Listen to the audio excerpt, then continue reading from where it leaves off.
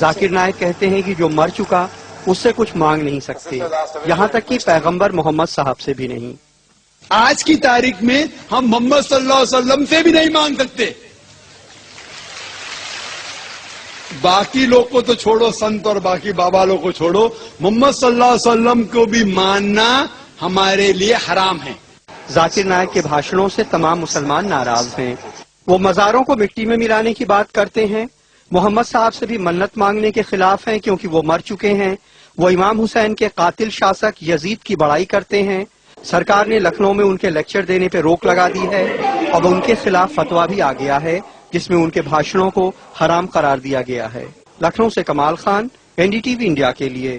اتنی بے ادبی پہ عرض کیا باری تعالیٰ یہ کتنا بڑا گناہ ہے۔ فرمایا سنو ان تحبط اعمالکم وانتم لا تشعرون، اتنے درجے کی اتنی مقدار کی بے ادبی کر دی تو یہ اتنا بڑا گناہ، اتنا بڑا جرم اور اتنا بڑا کفر ہوگا کہ تمہارے سارے اعمال آنن فانن ضبط اور بیکار کر کے دوزخ میں پھینک دیے جائیں گے۔ ان تحبط اعمالکم وانتم لا تشعرون، تمہارے سارے اعمال ضبط ہو جائیں گے، ختم ہو جائیں گے اور تمہیں اس کا احساس اور شعور بھی نہیں ہوگا۔ یہ بات کیوں فرمائی؟ یہاں ایک نقطہ توجہ طلب ہے۔ یہ بات کیوں فرمائی؟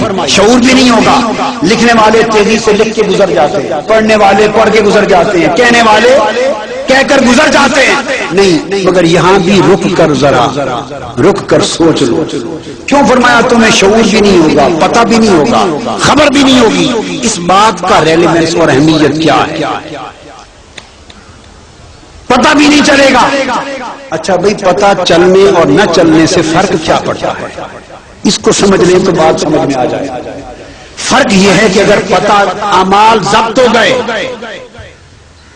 وانتم تشعرون اور تمہیں سمجھ آ گئی، تمہیں سمجھ آ گئی کہ میرے اعمال ضبط ہو گئے، تو پھر تو آپ سوئیں گے نہیں، آپ تو اسی وقت رو پڑیں گے، گریں گے، سجدے کریں گے، توبہ کریں گے، معافی مانگیں گی، وہ عمل چھوڑ دیں گے، اللہ سے توبہ کر کے معافی دے کے پھر راہ راست پہ چل پڑیں گے۔ اگر پتہ چل جائے تو اس کا فائدہ یہ کہ میرے اعمال تو ساری زندگی کے برباد ہو گئے۔ جس کو یہ پتہ چل جائے وہ مسلمان آرام سے سوئے گا، ایک رات بھی نکالے گا نہیں، وہ تو گڑ گڑائے گا، روئے گا، چیخے گا، مار مرے گا، توبہ کر لے گا، اور جب توبہ کرے گا اللہ معاف کر دے گا۔ جب توبہ کر لے گا اللہ اس کا وطیرہ ہے معاف کر دے گا۔ مگر فرمایا ایک وہ کفر ہے جو معاف کر دیتا اور جس کو معاف کرنا ہوتا ہے اس کو پتہ چلنے دیتا ہوں کہ یہ کفر کر بیٹھا ہوں،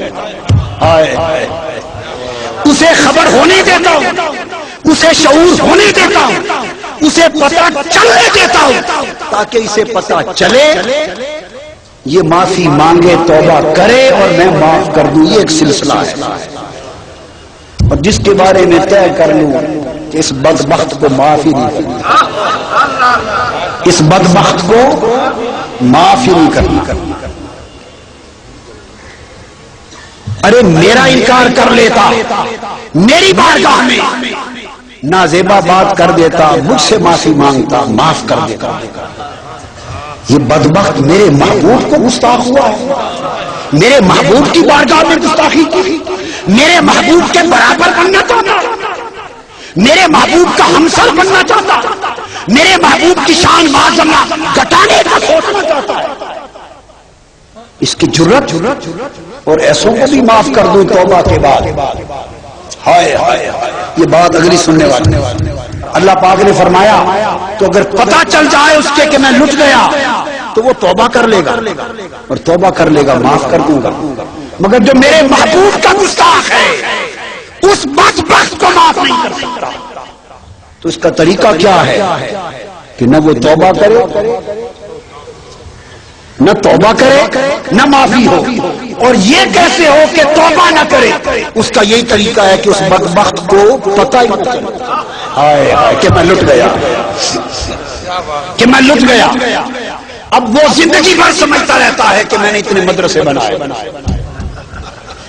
اتنی مسجدیں بنائی، حضور کی سنت پر عمل پیرا ہوں، اتنے حج کیے، اتنے عمرے کیے، اتنی نیکی کی، اتنی تبلیغ کی، اتنے جہادوں میں شریک ہوا، عمر بھر خوش ہے، گھمنڈ میں ہے کہ اتنے اعمال میرے پلے، اسے خبر ہی نہیں کہ بدبخت پلے کچھ بھی نہیں، تو لٹ گیا، مگر اسے لٹنے کا علم ہی نہیں، چونکہ علم نہیں لہذا گھمنڈ میں خوشی میں ہے، جب اس کے لٹنے کا علم نہیں لہذا توبہ بھی نہیں، اور توبہ نہیں تو معافی نہیں، یہ یکلخ پتا چلے گا جب آنکھیں بند ہوں گی اور قبر میں فرشتے آ کے اٹھائیں گے، ما کنت تقول فی اتحاد رجل محمد، فرشتے اٹھا کے پوچھیں گے